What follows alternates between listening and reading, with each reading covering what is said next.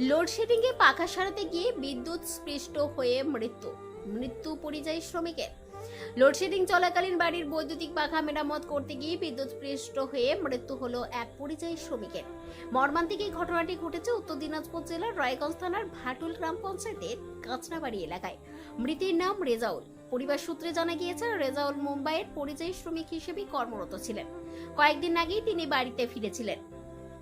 রবিবার বিকেলে এলাকায় লোডশেডিং চলাকালীন বাড়ির বৈদ্যুতিক পাখা মেরামতের কাজ করছিলেন।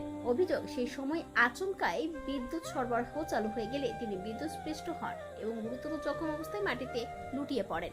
পরিবারের সদস্যরা দ্রুত তাকে উদ্ধার করে রায়গঞ্জ মেডিকেল কলেজ ও হাসপাতালে নিয়ে গেলে কর্তব্যরত চিকিৎসক তাকে মৃত বলে ঘোষণা করেন।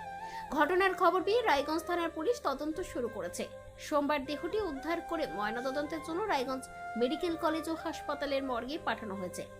এই আকস্মিক মৃত্যুর ঘটনায় কাঁচরাবাড়ি এলাকায় শোকের ছায়া নেমে এসেছে।